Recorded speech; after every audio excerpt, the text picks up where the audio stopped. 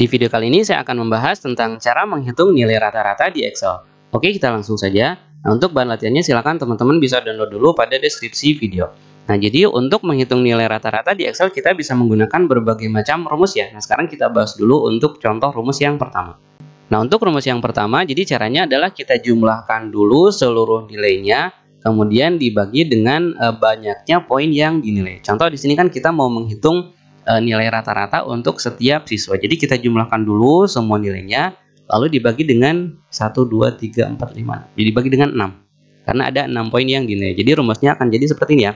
Sama dengan, lalu kurung buka, lalu kita klik pada nilai yang pertama. Nilai yang pertama adalah tugas 1. Jadi kita klik di sel C3 sehingga muncul di sini tulisan C3. Atau bisa juga kita mengetikkan alamat selnya secara langsung. Jadi kalau tadi kan kita klik di selnya, kita juga bisa mengetikkan alamatnya seperti ini, C3 gitu ya. Oke, kemudian kita ketikkan tambah, lalu klik di nilai berikutnya di D3, ketik lagi tambah, klik di E3, ketik lagi tambah, lalu klik di F3, ketik tambah, klik di G3, ketik tambah lagi, dan klik di sel H3. Lalu kurung tutup. Nah, hasil dari penjumlahan ini adalah kita menjumlahkan seluruh nilainya ya. Kemudian di ujung kita bagi dengan 6. Caranya adalah ketikkan garis miring kemudian 6. Jadi artinya rumus ini adalah kita jumlahkan mulai C3 sampai H3, di mana ini adalah nilai-nilai untuk setiap siswa. Jadi dijumlahkan dulu semua, kemudian dibagi dengan 6 karena ada 6 poin yang dinilai. Sehingga hasilnya adalah 76,16667. Desimalnya atau angka di belakang komanya ada sampai 5 angka di belakang koma. Nah, kemudian jika kita ingin agar angka di belakang komanya tidak terlalu banyak, misalnya kita ingin mengambil hanya 2 angka di belakang koma ya. Nah, maka kita bisa menggunakan dua cara. Cara yang pertama adalah dengan menggunakan icon ini ya. Ini namanya icon decrease decimal. Jadi kita klik di sini, lalu kita klik icon ini ya, decrease decimal. 1, nah dia berkurang 1 desimal. Klik lagi 1 kali, klik lagi 1 kali. Sehingga hasil akhirnya akan jadi 76,17. Tadi kan 16667. Ini karena 2 angka di belakang koma jadi seperti ini. Nah, hanya saja kekurangannya dengan cara ini adalah ini kan kalau kita lihat angkanya 76,17 ya. Tapi kalau saya copy ke tempat lain, ini saya copy ke sini. Saya paste value. Nah, kita lihat angkanya tetap ini 76,1667. Jadi masih banyak, angka desimalnya masih banyak. Jadi tidak sesuai dengan tampilan yang muncul di sini gitu ya. Nah, itu kalau menggunakan decrease decimal. Saya undo lagi. Nah, kemudian cara kedua untuk membulatkan angka bisa juga kita gunakan rumus ya. Jadi kita double klik rumus yang tadi, kemudian nah setelah sama dengan kita ketikkan rumus ini ya, round, lalu kurung buka. Nah, kemudian klik di ujung rumus, lalu ketikkan titik koma atau koma. Nah, titik koma atau koma itu berdasarkan panduan yang ada di bawahnya. Kalau panduan yang ada di bawahnya menampilkan titik koma, maka kita harus mengetikkan titik koma. Tapi kalau di panduan di bawahnya ternyata munculnya koma, maka kita harus ketikkannya koma gitu ya. Di sini saya ketikkan titik koma karena pada panduan di bawahnya munculnya titik koma. Kemudian kita ketikkan banyaknya angka di belakang koma yang mau kita tampilkan. Misalnya kita ingin agar nilainya menjadi 2 angka di belakang koma atau 1 angka di belakang koma. Berarti kita ketikkan 1. Lalu kurung tutup. Hasilnya nah 76,2. Kita coba copy ke tempat lain. Saya Ctrl C, saya paste value di sini. Pasti nilainya sama ya, 76,2 karena memang ini angkanya sudah dibulatkan gitu ya. Nah, itu untuk cara yang pertama. Dan untuk nilai-nilai ke bawahnya seperti biasa tinggal kita copy rumus saja. Cara mengcopy rumus adalah seperti ini. Kita klik di sel yang tadi sudah kita buatkan rumusnya. Lalu tempatkan kursor mouse di sudut kanan bawah yang ada kotak kecil ini sampai berubah. Nah, jadi tanda plus hitam seperti ini. Lalu kita drag ke bawah sampai posisi yang diinginkan. Sehingga hasilnya akan jadi seperti ini. Gitu ya. Oke, itu untuk cara yang pertama untuk menghitung nilai rata-rata.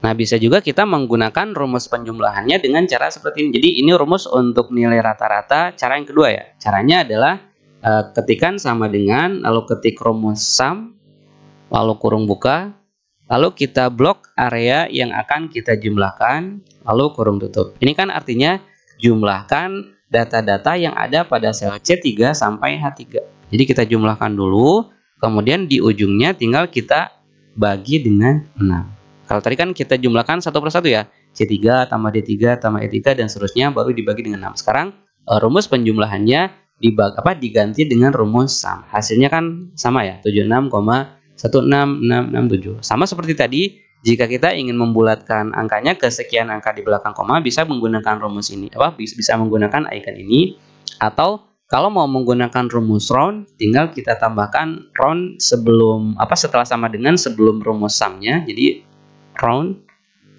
kurung buka, lalu klik di ujung rumus, titik koma, ketikkan berapa angka di belakang koma. Misalnya 2 angka di belakang koma, kurung tutup, enter, hasilnya. Itu untuk rumus rata-rata yang kedua.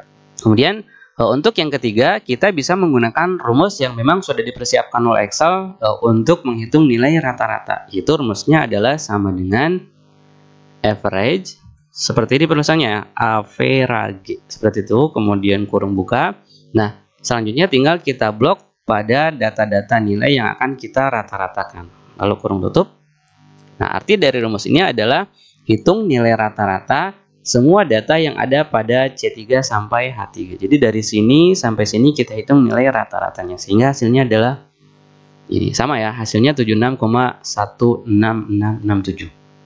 Kalau mau dibulatkan boleh dengan decrease desimal, atau kalau mau menggunakan rumus round tinggal kita tambahkan setelah sama dengan ketikan round kurung buka, lanjut ke rumus average, lalu klik di ujung rumus, tinggal kita ketikkan titik koma atau koma, lalu jumlah angka di belakang komanya, lalu kurung tutup. Itu untuk rumus rata-rata yang ketiga ya. Nah, atau bisa juga untuk rumus yang ketiga ini kita gunakan cara yang cepatnya. Jadi caranya adalah kita klik di tempat yang akan kita hitung rumus rata-ratanya. Kemudian pada menu home kita klik tanda atau icon sigma, klik di tanda panahnya. Nah, kemudian kita pilih ini ya, average. Nanti akan langsung muncul rumusnya, tinggal kita tekan enter. Hasilnya sama seperti itu. Nah, kemudian kita juga bisa sekaligus menghitung nilai rata-rata dari nama siswa ke 1 sampai terakhir dengan cara yang barusan. Jadi caranya adalah kita blok saja dari sini sampai sini. Ini kan kita mau menghitung nilai rata-rata untuk setiap siswa dan nilainya akan kita simpan di sini. Jadi kita blok, lalu klik tanda panah di icon sigma, lalu klik average. Nanti akan langsung muncul, nah nilai rata-ratanya adalah seperti ini. Hanya kalau ini kita mau membulatkan, harus kita bulatkan satu persatu dengan menggunakan rumus round. Atau kalau misalnya mau sekaligus, kita membulatkannya dengan menggunakan icon decrease desimal, gitu ya. Nah, kemudian misalnya jika nilai-nilai yang ingin kita hitung rata-ratanya itu berada pada sel yang terpisah, maksudnya seperti ini ya. Ini adalah kolom yang lain, jadi bukan kolom nilai. Ini juga bukan kolom nilai, ini juga bukan kolom nilai. Jadi nilai-nilainya terpisah, terhalang beberapa kolom ya. Nah, maka rumusnya adalah dengan cara menggunakan, boleh rumus yang tadi sama dengan kurung buka, klik di sini, tambah, klik di E3, tambah, klik di G3, kurung tutup, lalu dibagi dengan, jangan 6 ya, jadi dibagi dengan 3, karena nilai poin-poin yang dinilainya ada 3, berarti kita bagi dengan 3. Itu cara yang pertama. Atau bisa juga dengan menggunakan rumus sum kurung buka. Nah, tinggal kita klik di sel yang pertama, nilai yang pertama, lalu ketikkan titik koma atau koma tergantung pada panduan di bawahnya. Ini karena kolom-kolomnya terpisah ya, jadi nilai-nilainya terpisah, tidak bersatu seperti tadi. Kalau tadi kan bersatu berurutan ya, C, D, E sampai H itu semua berurutan kita hitung nilainya. Sementara ini kan D-nya tidak dihitung, F-nya tidak dihitung, H-nya juga tidak dihitung gitu. Jadi sama dengan sum kurung buka C3, lalu titik koma, lalu kita klik sel E3, titik koma lagi, klik sel G3, kurung tutup, lalu dibagi dengan 3. Hasilnya sama 78. Atau bisa juga dengan rumus yang ketiga, yaitu rumus average. Sama dengan average kurung buka, lalu klik di sel nilai yang pertama, ketikkan titik koma atau koma tergantung pada panduan di bawahnya. Klik di sel yang kedua, nilai yang kedua, ketikkan lagi titik koma atau koma, lalu klik di nilai yang ketiga, lalu kurung tutup. Ini tidak usah dibagi 3 ya, tinggal kita tekan enter. Hasilnya sama 78. Nah, kemudian jika kita ingin menghitung nilai rata-ratanya ke bawah, tadi kan kita menghitung nilai rata-ratanya ke sebelah kanan ya. Nah, maka kita bisa menggunakan cara yang sama, bisa menggunakan penjumlahan, bisa menggunakan rumus average. Kalau mau menggunakan average, caranya adalah tinggal kita blok lagi seperti tadi, kita blok sampai sini. dengan sel yang akan kita simpan nilai rata-ratanya. Kemudian di menu sigma kita klik tanda panahnya lalu average. Hasilnya akan jadi seperti ini. Atau kalau mau menggunakan rumus yang ada penjumlahannya, berarti kita harus menggunakan rumus sum sama dengan sum kurung buka, lalu kita blok dari sini sampai sini, kurung tutup, lalu dibagi dengan 10 ya, karena di sini ada 10 siswa. Ini kan nilai rata-rata per poin nilainya atau per mata pelajarannya. Bagi 10 sehingga hasilnya adalah ini. Nah, jadi kesimpulannya untuk menghitung nilai rata-rata itu bisa kita gunakan rumus konvensional. Jadi kita lakukan penjumlahan dulu dari awal sampai akhir, kemudian dibagi dengan banyaknya poin yang dinilai. Bisa juga untuk penjumlahannya kita gunakan rumus sum, lalu dibagi dengan banyaknya poin yang dinilai.